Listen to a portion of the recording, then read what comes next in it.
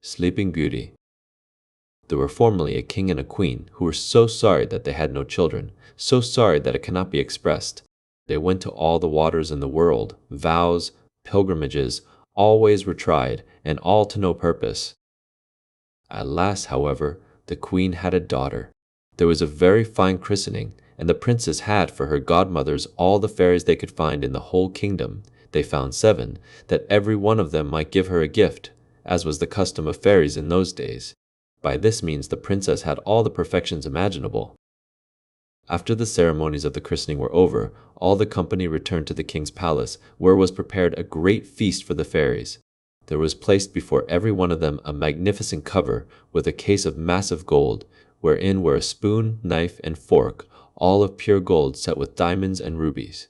But as they were all sitting down at table, they saw come into the hall a very old fairy, whom they had not invited, because it was above 50 years since she had been out of a certain tower, and she was believed to be either dead or enchanted. The king ordered her a cover, but could not furnish her with a case of gold as the others, because they had only 7 made for the 7 fairies. The old fairy fancied she was slighted, and muttered some threats between her teeth. One of the young fairies who sat by her overheard how she grumbled, and, judging that she might give the little princess some unlucky gift, went, as soon as they rose from table, and hid herself behind the hangings that she might speak last, and repair, as much as she could, the evil which the old fairy might intend. In the meanwhile, all the fairies began to give their gifts to the princess. The youngest gave her for gift that she should be the most beautiful person in the world. The next, that she should have the wit of an angel. The third, that she should have a wonderful grace in everything she did. The fourth, that she should dance perfectly well. The fifth, that she should sing like a nightingale. And the sixth, that she should play all kinds of music to the utmost perfection.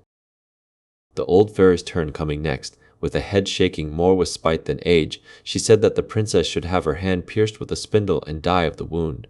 This terrible gift made the whole company tremble, and everybody fell a-crying. At this very instant the young fairy came out from behind the hangings, and spake these words aloud. Assure yourselves, O king and queen, that your daughter shall not die of this disaster. It is true, I have no power to undo entirely what my elder has done. The princess shall indeed pierce her hand with a spindle, but, instead of dying, she shall only fall into a profound sleep, which shall last 100 years, at the expiration of which a king's son shall come and awake her. The king, to avoid the misfortune foretold by the old fairy, caused immediately proclamation to be made, whereby everybody was forbidden, on pain of death, to spin with a distaff and spindle, or to have so much as any spindle in their houses. About 15 or 16 years after, the king and queen being gone to one of their houses of pleasure, the young princess happened one day to divert herself in running up and down the palace when going up from one apartment to another. She came into a little room on the top of the tower, where a good old woman, alone, was spinning with her spindle. This good woman had never heard of the king's proclamation against spindles. "What are you doing there, goody?" said the princess. "I am spinning, my pretty child," said the old woman, who did not know who she was. "Ha," said the princess, "this is very pretty. How do you do it? Give it to me, that I may see if I can do so." She had no sooner taken it into her hand than, whether being very hasty at it, somewhat unhandy, or that the decree of the fairy had so ordained it, it ran into her hand, and she fell down in a swoon. The good old woman, not knowing very well what to do in this affair, cried out for help. People came in from every quarter in great numbers. They threw water upon the princess's face, unlaced her, struck her on the palms of her hands, and rubbed her temples with hungary. Water, but nothing would bring her to herself. And now the king, who came up at the noise, bethought himself of the prediction of the fairies, and, judging very well that this must necessarily come to pass, since the fairies had said it, caused the princess to be carried into the finest apartment in his palace, and to be laid upon a bed all embroidered with gold and silver. One would have taken her for a little angel, she was so very beautiful, for her swooning away had not diminished one bit of her complexion. Her cheeks were carnation, and her lips were coral. Indeed, her eyes were shut, but she was heard to breathe softly, which satisfied those about her that she was not dead. The king commanded that they should not disturb her, but let her sleep quietly till her hour of awaking was come.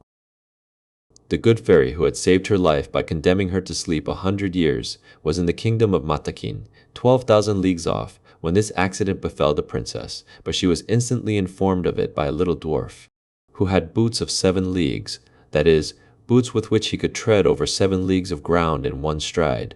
The fairy came away immediately, and she arrived, about an hour after, in a fiery chariot drawn by dragons. The king handed her out of the chariot, and she approved everything he had done.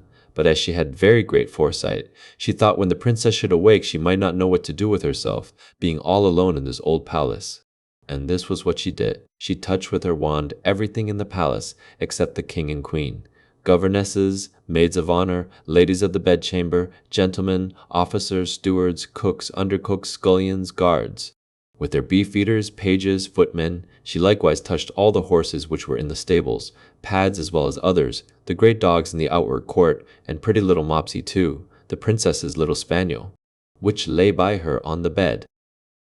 Immediately upon her touching them, they all fell asleep, that they might not awake before their mistress, and that they might be ready to wait upon her when she wanted them. The very spits at the fire, as full as they could hold of partridges and pheasants, did fall asleep also. All this was done in a moment. Fairies are not long in doing their business. And now the king and the queen, having kissed their dear child without waking her, went out of the palace and put forth a proclamation that nobody should dare to come near it. This, however, was not necessary, for in a quarter of an hour's time there grew up all round about the park such a vast number of trees, great and small, bushes and brambles, twining one within another, that neither man nor beast could pass through, so that nothing could be seen but the very top of the towers of the palace, and that, too, not unless it was a good way off. Nobody doubted but the fairy gave herein a very extraordinary sample of her art, that the princess, while she continued sleeping, might have nothing to fear from any curious people. When 100 years were gone and past, the son of the king then reigning, and who was of another family from that of the sleeping princess, being gone a-hunting on that side of the country, asked what those towers were, which he saw in the middle of a great thick wood. Everyone answered according as they had heard. Some said that it was a ruinous old castle, haunted by spirits. Others, that all the sorcerers and witches of the country kept there their Sabbath or night's meeting. The common opinion was that an ogre lived there, and that he carried thither all the little children he could catch, that he might eat them up at his leisure, without anybody being able to follow him, as having himself only the power to pass through the wood. The prince was at a stand, not knowing what to believe, when a very good countryman spake to him thus: May it please your royal highness, it is now about 50 years since I heard from my father, who heard my grandfather say, that there was then in this castle a princess, the most beautiful was ever seen, that she must sleep there 100 years, and should be waked by a king's son, for whom she was reserved. The young prince was all on fire at these words, believing, without weighing the matter, that he could put an end to this rare adventure, and, pushed on by love and honor, resolved that moment to look into it. Scarce had he advanced toward the wood, when all the great trees, the bushes, and brambles gave way of themselves to let him pass through. He walked up to the castle, which he saw at the end of a large avenue, which he went into. And what a little surprised him was that he saw none of his people could follow him, because the trees closed again as soon as he had passed through them. However, he did not cease from continuing his way. A young and amorous prince is always valiant. He came into a spacious outward court, where everything he saw might have frozen the most fearless person with horror. There reigned all over a most frightful silence. The image of death everywhere showed itself, and there was nothing to be seen but stretched out bodies of men and animals, all seeming to be dead.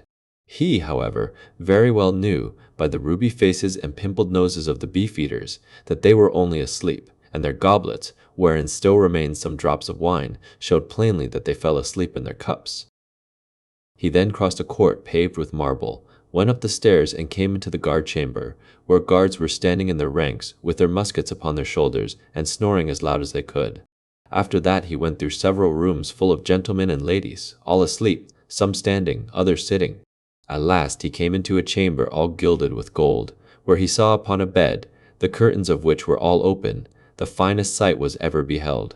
A princess, who appeared to be about 15 or 16 years of age, and whose bright and, in a manner, resplendent beauty had somewhat in it divine. He approached with trembling and admiration, and fell down before her upon his knees. And now, As the enchantment was at an end, the princess awaked, and looking on him with eyes more tender than the first view might seem to admit of. "Is it you, my prince?" said she to him. "You have waited a long while." The prince, charmed with these words, and much more with the manner in which they were spoken, knew not how to show his joy and gratitude. He assured her that he loved her better than he did himself. Their discourse was not well connected. They did weep more than talk, little eloquence, a great deal of love. He was more at a loss than she, and we need not wonder at it. She had time to think on what to say to him, for it is very probable, though history mentions nothing of it, that the good fairy, during so long a sleep, had given her very agreeable dreams. In short, they talked 4 hours together, and yet they said not half what they had to say. In the meanwhile all the palace awaked. Everyone thought upon their particular business, and as all of them were not in love, they were ready to die for hunger. The chief lady of honor, being as sharp-set as other folks, grew very impatient, and told the princess aloud that supper was served up. The prince helped the princess to rise. She was entirely dressed, and very magnificently. But his royal highness took care not to tell her that she was dressed like his great-grandmother, and had a point band peeping over a high collar. She looked not a bit less charming and beautiful for all that. They went into the great hall of looking-glasses, where they supped, and were served by the princess's officers. The violins and hautboys played old tunes, but very excellent, though it was now above 100 years since they had played. And after supper, without losing any time, the Lord Almoner married them in the chapel of the castle, and the chief lady of honor drew the curtains. They had but very little sleep. The princess had no occasion, and the prince left her next morning to return to the city, where his father must needs have been in pain for him. The prince told him that he lost his way in the forest as he was hunting, and that he had lain in the cottage of a charcoal burner, who gave him cheese and brown bread. The king, his father, who was a good man, believed him, but his mother could not be persuaded it was true, and seeing that he went almost every day hunting, and that he always had some excuse ready for so doing, though he had lain out 3 or 4 nights together, she began to suspect that he was married, for he lived with the princess above 2 whole years, and had by her 2 children, the eldest of which, who was a daughter, was named Morning, and the youngest, who was a son, they called Day, because he was a great deal handsomer and more beautiful than his sister. The queen spoke several times to her son, to inform herself after what manner he did pass his time, and that in this he ought in duty to satisfy her. But he never dared to trust her with his secret. He feared her, though he loved her, for she was of the race of the ogres, and the king would never have married her had it not been for her vast riches. It was even whispered about the court that she had ogreish inclinations, and that, whenever she saw little children passing by, she had all the difficulty in the world to avoid falling upon them. And so the prince would never tell her one word. But when the king was dead, which happened about 2 years afterward, and he saw himself lord and master, he openly declared his marriage, and he went in great ceremony to conduct his queen to the palace. They made a magnificent entry into the capital city, she riding between her 2 children. Soon after, the king went to make war with the Emperor Contalabute, his neighbor. He left the government of the kingdom to the queen his mother, and earnestly recommended to her care his wife and children. He was obliged to continue his expedition all the summer, and as soon as he departed, the queen mother sent her daughter-in-law to a country house among the woods, that she might with the more ease gratify her horrible longing. Some few days afterwards she went thither herself, and said to her clerk of the kitchen, "I have a mind to eat little Morning for my dinner tomorrow." "Tomorrow!"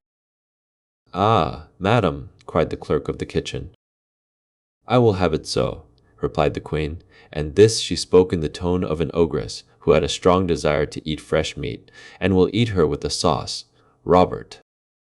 The poor man, knowing very well that he must not play tricks with ogresses, took his great knife and went up into little Morning's chamber. She was then 4 years old, and came up to him jumping and laughing, to take him about the neck, and ask him for some sugar candy. Upon which he began to weep. The great knife fell out of his hand, and he went into the backyard, and killed a little lamb, and dressed it with such good sauce that his mistress assured him that she had never eaten anything so good in her life. He had at the same time taken up little Morning, and carried her to his wife, to conceal her in the lodging he had at the bottom of the courtyard. About 8 days afterward, the wicked queen said to the clerk of the kitchen, "I will sup on little Day." He answered not a word, being resolved to cheat her as he had done before. He went to find out Little Day, and saw him with a little foil in his hand, with which he was fencing with a great monkey, the child being then only 3 years of age.